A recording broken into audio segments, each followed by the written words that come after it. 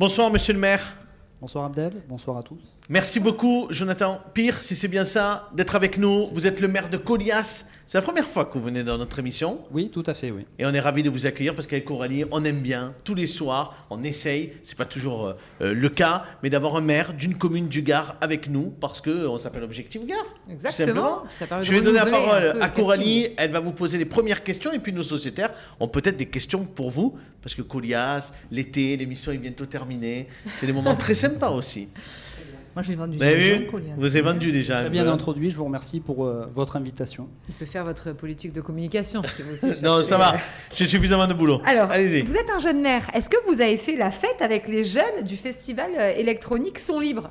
Écoutez, Il y avait plus de 6000 personnes qui ont participé à ce festival sur je Colias. vous remercie tout d'abord pour le compliment de la jeunesse.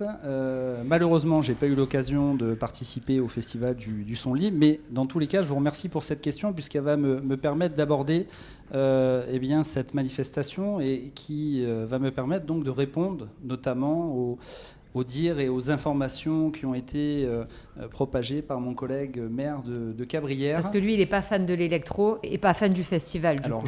j'entends bien, mais là ça va me permettre de répondre. Après ça ne me surprend qu'à moitié puisqu'il ne daigne pas participer aux réunions de travail puisqu'il est associé ces réunions de travail en amont du festival Oui. et en fin de festival. Je pensais qu'il y avait qu'Anime qui avait le bordel, mais allez-y. Hein. Non, juste on peut rappeler parce que juste pour le maire de Cabrières, en fait, ce qu'il dit, c'est au-delà de l'électro. Je ne sais pas s'il aime ou il n'aime pas, peu importe, c'est pas le débat. C'est que ça crée des nuisances sonores. Pour lui, il estime qu'il y a un risque incendie et qu'il y a une atteinte à l'environnement parce que c'est vrai que bon nombre de votre commune et du secteur c'est en zone Natura 2000. Donc allez-y, Alors, répondez. Ma position, dans tous les cas, ça va me permettre de la rappeler, elle est inchangée depuis 2020. Je partage effectivement les inquiétudes de mon collègue maire sur le risque feu de forêt. Ça, c'est indéniable. Et sur le fait que le lieu ne soit pas nécessairement approprié pour la tenue de ce festival. Maintenant, comme je vous le dis, elle est inchangée. Pourquoi ? Puisque à notre arrivée, eh bien, nous avons sollicité l'ensemble des services de l'État, la préfecture, le SDIS, les services de gendarmerie, l'ONF, le syndicat mixte des gorges du Gardon, qui me semble être beaucoup plus compétent dans ce domaine que moi ou mon collègue maire de Cabrières. Oui, c'est pas un festival sauvage, il faut le rappeler parce que des fois ça peut être le cas, mais là vous avez les autorisations. Tout à fait, c'est un festival qui est encadré. D'ailleurs, on a travaillé sur des axes d'amélioration depuis 2020. La date du festival a été avancée puisqu'auparavant elle était au mois de juillet et donc désormais elle est au mois de mai justement pour faire écho à ce risque incendie. Ça, c'est le premier point. Et donc, comme je vous le disais, désormais, effectivement, j'émets un avis, mais qui ne fait que suivre les avis qui sont tous favorables, je le répète, de l'ensemble des services, et cela depuis 2 ans. Et qu'est-ce que ça apporte à votre territoire ? Alors, au niveau de la commune, comme je le disais, la date ayant été avancée, on a effectivement constaté l'année passée et cette année moins de retombées au niveau économique pour nos commerçants. Ça, c'est la première donnée. Et la suivante, parce que je rappelle quand même que le festival n'est pas nouveau. Il fêtait cette année sa 10e année.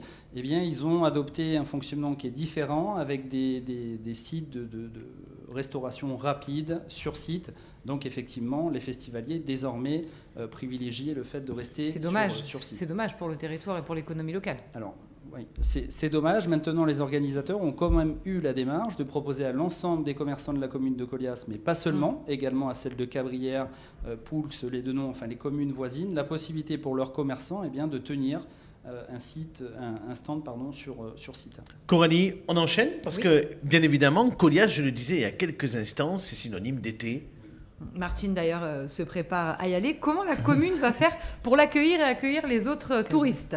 Eh bien, écoutez, on l'espère au mieux et Et là aussi, on a travaillé. Et je félicite là le travail qui a été fait par mon adjoint, donc Numa Noël, qui a travaillé effectivement sur l'accueil des visiteurs, la gestion des flux, parce qu'il est vrai que sur la commune, on manquait de places de stationnement, puisqu'on est une toute petite commune rurale, moins de 1200 habitants, mais c'est un chiffre qui est multiplié par 3, 4 ou 5 en saison estivale, donc c'est une organisation, une gestion qui est bien différente. Donc on a travaillé sur ces places de stationnement, avec notamment sur cette année de la gratuité. On aura un peu plus de 100 places qui seront octroyées pour les visiteurs. Et ensuite, il est vrai, je vous disais, une gestion différente, et là aussi notamment au risque incendie. Donc, dès l'année passée, on avait alerté les services de préfecture sur ce point-ci. Réunion de crise à laquelle j'avais associé l'ensemble des services. On avait travaillé donc sur de la prévention, de la sensibilisation, puisqu'on avait eu un épisode malheureux en 2017. Oui. Martine, votre question au maire de Colias. Alors, Monsieur Pire, je ne vous connaissais pas. Je connais votre village parce que j'ai vendu des maisons là-bas. Et là, je vais faire ma Coralie Mollin. Ah bon? Ah. bon. Eh ouais, parce Alors, Martine, parce je qu'avant- vous en- Question coquine. avant de venir, Elle veut se mettre à gauche. Mais Pourtant, non, mais habituellement, avant- elle est bien à droite. avant de venir, j'ai cherché qui vous étiez. Et donc, je suis tombée sur vos promesses électorales, Ah, au nombre de 3.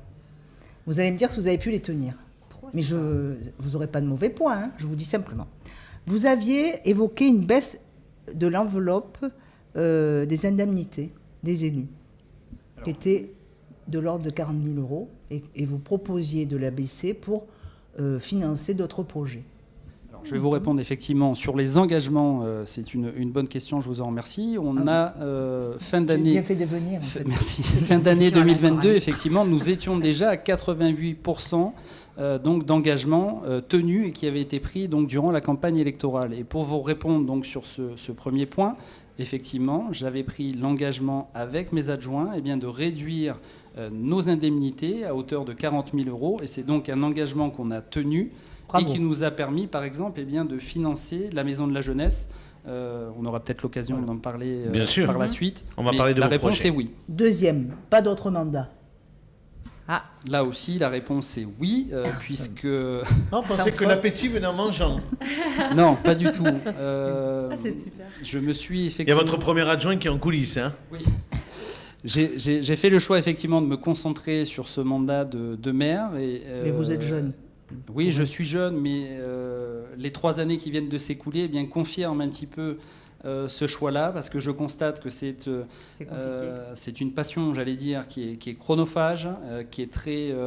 c'est compliqué d'arriver à concilier son mandat de maire, sa profession et sa vie de famille. Donc voilà, je voulais vraiment me concentrer sur ma mission de maire. Et le troisième, alors vous pourriez partir avec Monsieur Bastide, c'est la création d'habitations type logements sociaux. C'est pour ça qu'il écoutait attentivement Christian Bastide tout à Oui. l'heure. Donc là, je ne vais pas vous répondre oui, mais c'est en cours. Voilà. Donc En fait, j'ai bien fait de venir. hein.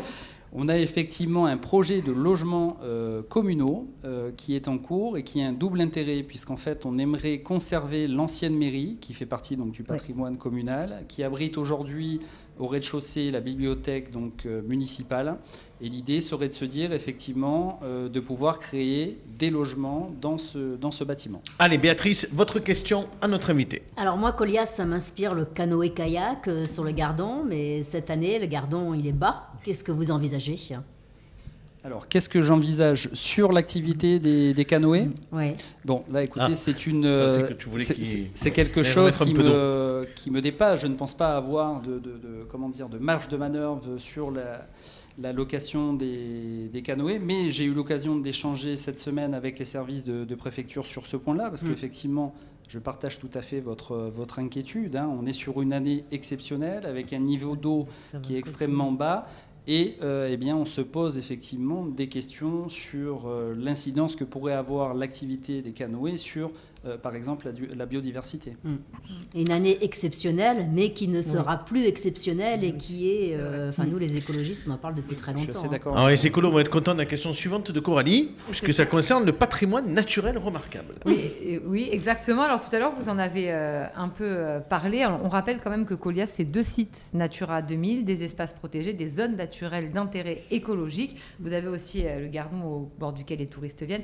Tout à l'heure, vous avez parlé du risque incendie. Comment vous faites justement pour vous en prémunir? Parce que c'est vrai qu'en 2017, 30 hectares avaient été brûlés à cause d'un barbecue sauvage. Vous avez des barbecues sauvages, vous? Parce que forcément, le cadre s'y prête. Exactement. Alors la difficulté, effectivement, comme je vous le disais, bon, la première des démarches qu'on a adoptées, donc c'est de la sensibilisation, c'est de la prévention. Donc pour cela, eh bien, dès 2020, nous avons fait appel à un recrutement d'ASVP qui donc effectivement eh bien, assure des gardes, des surveillants sur les berges du Gardon et donc sensibilise les personnes au risque feu.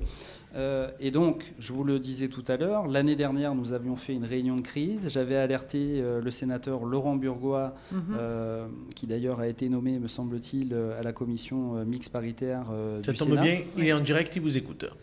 Parfait, alors je le salue.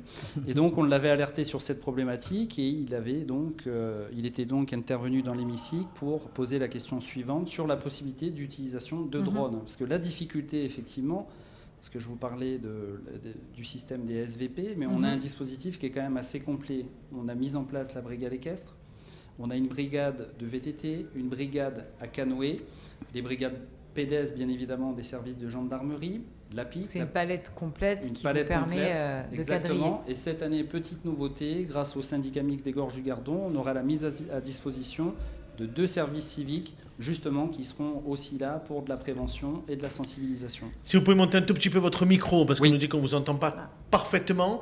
Juste 2 questions, Coralie, je vous redonne la parole. Mais on a des questions du coup de nos lecteurs et téléspectateurs qui regardent l'émission. On demande quel âge vous avez. Et quelle est votre profession, parce que vous en avez parlé tout à Vous l'heure, me donnez mais quel vous âge, n'avez hein pas cité votre profession. Quel âge est-ce que vous me donnez? Alors, je pense que vous avez moins de 40 ans. C'est gentil, hein. Je vais sur mes 41. Alors, voilà.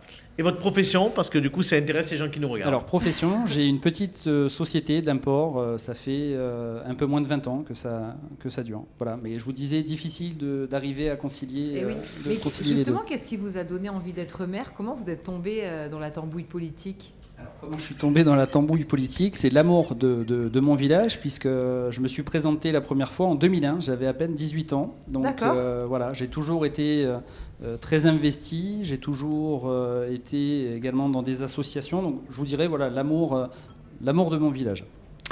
En un mot sur vos projets, les priorités pour la deuxième partie de votre mandat, pour terminer. Alors, les projets pour la deuxième partie du mandat. Le premier, la priorité pour moi, on a un projet de microcentrale hydroélectrique, donc sur le seuil dit des machines. Alors, il y a deux choses sur ce dossier-là. La première, c'est que ça nous a permis de sauvegarder donc, l'ouvrage du seuil. Et le second point, effectivement, c'est de se dire qu'à notre petite échelle communale, eh bien, on va pouvoir participer à l'effort national de transition énergétique. Donc ça, pour moi, c'est un dossier. Ça plaît à Béatrice. C'est un dossier prioritaire. Le second, dans la même lignée, eh bien, on a également un projet global qui se composerait d'une centrale solaire, donc de panneaux photovoltaïques, et d'un hangar solaire pour nos services techniques. Et le troisième, qui, je l'espère, va sortir l'année prochaine, c'est la création d'un parc intergénérationnel. Donc là, effectivement, on a profité de l'opportunité des Jeux Olympiques de l'année prochaine, puisqu'on a bénéficié eh bien, d'un accompagnement financier très important de l'ANS, de l'Agence nationale du sport. Eh bien, c'est parfait. Merci beaucoup. Merci à vous. Monsieur le maire de Colias, d'avoir été avec nous. Jonathan Pierre, on était ravis de vous avoir avec nous. On vous garde encore quelques minutes. Très bien. On arrive presque au bout de cette émission, puisque Merci. c'est Olivier Jalaguier qui va nous rejoindre.